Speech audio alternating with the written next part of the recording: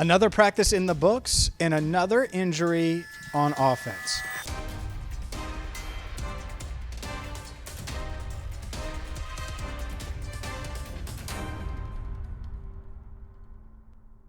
Hi again, everyone, and welcome in to Cincinnati Bengals Talk. I'm James Rapien of allbengals.com. Make sure you hit that subscribe button, ring the bell, and remember that this is a one-stop shop for all things Bengals coverage, all training camp, all season long. And let's get to the news of the day, which was Charlie Jones, the rookie wide receiver out of Purdue, a guy who has really excited the fans, certainly excited his teammates with his ability, his route running, his hands.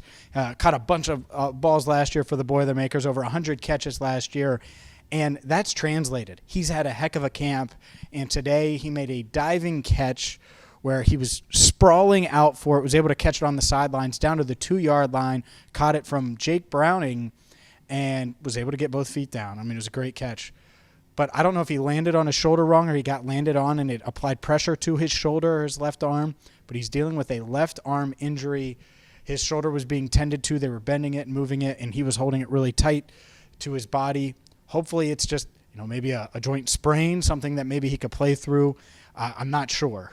But certainly something to watch. We haven't heard any updates yet. But Charlie Jones was obviously one of those guys that was going to be in the mix behind the big three at wide receiver, had showed up and played at a high level, was getting better every day, I thought, was really coming into his own a bit, could miss some time with an injury. We'll have the latest on that as soon as we hear more on Charlie Jones. Outside of that, well, it was a busy day for the wide receivers and some big catches. Trenton Irwin, a really nice one-handed grab across his body to make the catch and bring it in. Not sure how he did it, but he did it. That was certainly one of the highlights. Andre Iosivas had a couple nice catches. One from Reed Sinnett on the sideline, a deep ball. And yes, that's Reed Sinnett, the third-string quarterback. Also, Iosivas had a touchdown in team drills in the red zone. So two really nice plays for Iosivas, who's had an up-and-down camp. He's getting used to life in the NFL. But the thing that I've noticed with him really throughout practice is he flashes. You see the potential. You see the athleticism. You see the playmaking ability. And it was on full display today. The backup quarterback battle rolled on, and Trevor Siemian got the reps with the ones. After Tuesday, which what I thought was an awful day for both guys, it was much closer today. I would give the edge to Trevor Siemian certainly coming into camp. Now, who has the edge? I think it's pretty close to 50-50. I think Siemian certainly has played well and has gotten used to the offense and gotten more acclimated as time has gone on. At the same time, Jake Browning, who obviously has been in the offense, he was on the practice squad last year, is really familiar with the system, has taken command, and they, I know, feel pretty good, and I've been impressed with him.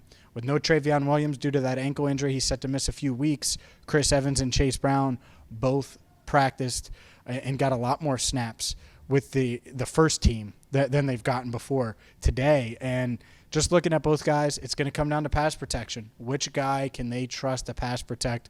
Chase Brown is obviously an explosive runner, a physical runner, and is able to give them a different dynamic there. But Joe Mixon had a great practice as well. Had a really nice cutback that would have been one of those awesome Joe Mixon runs. I was going to say throwback Joe Mixon runs, but he did it last year too. But Joe Mixon run up the gut, and he cuts back. It looks like he's going to break it outside. Then he cuts back up the gut and is able to make a big game. Vintage. It would have been the word that I was looking for that I couldn't think of. That said, Mixon also had a really nice 2-yard touchdown run where the line got a bunch of push, and those are the types of plays that got everyone super excited. And so we'll see on this offensive line. But Jonah Williams was back in there at right tackle. I thought he looked good. Orlando Brown Jr. the same.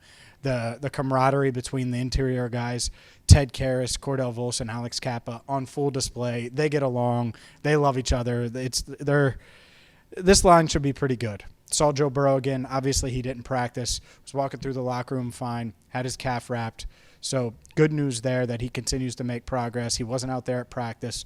Overall, though, this Bengals team, I think they're in pretty good shape. The defense, Cam Taylor-Britt was really good in one-on-ones, made multiple nice plays. They did have a tackle period where Taylor-Britt was able to tackle Chris Evans, and this kind of ties it all together. And I know people are wondering what they've heard about Dax Hill. We haven't heard about Dax Hill. Dax Hill actually came downhill and was able to swipe at Chase Brown's leg and knock him down in the gap on the far side of the field where we were. So really nice play by Dax Hill. Jordan Battle did get in with the starters for a little bit in place of Nick Scott, so something to pay attention to there. But obviously Scott is still taking most of the reps and is the favorite to start, and I expect him to start. I don't think that's a competition, but I know there's some that want to know about Jordan Battle. Myles Murphy, I thought this was interesting. For the first time in camp, he was moving around, played end, played on the inside, and that's what I think his role is going to be this year, where they move him around a bit. And so we'll see, but that's certainly something to pay attention to that we'll keep you up to date on. I think the Bengals first rounder, they'll do both there. DJ Turner had a nice pass breakup in one-on-ones again. And overall, I think that this team, they continued to develop. And notice I went almost 6 minutes, talked about wide receiver highlights, and I haven't mentioned Jamar Chase, T. Higgins, or Tyler Boyd. And yet all three of them made plays, had nice catches today. T. Higgins on a little slant.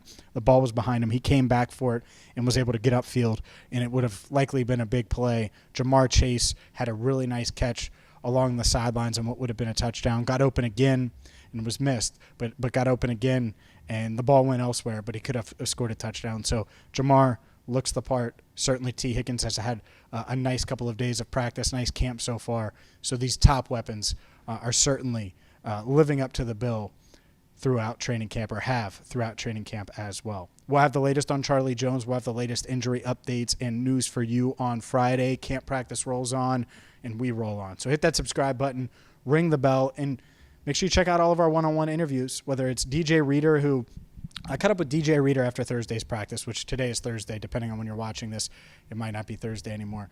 And he admitted, he was like, hey, it was not my best day. And he was frustrated. It wasn't like he thought he struggled. It was that he wasn't in position to make plays. I thought it was a really interesting conversation because it wasn't all peaches and cream like some of those one-on-ones tend to be, some of those locker room interviews tend to be, and I think you'll enjoy it. So make sure you check that one out if you haven't yet, and hit that subscribe button, ring the bell. And for Andrew Fox Miller, I'm James Rapien, signing off for now on CBT, Cincinnati Bengals Talk.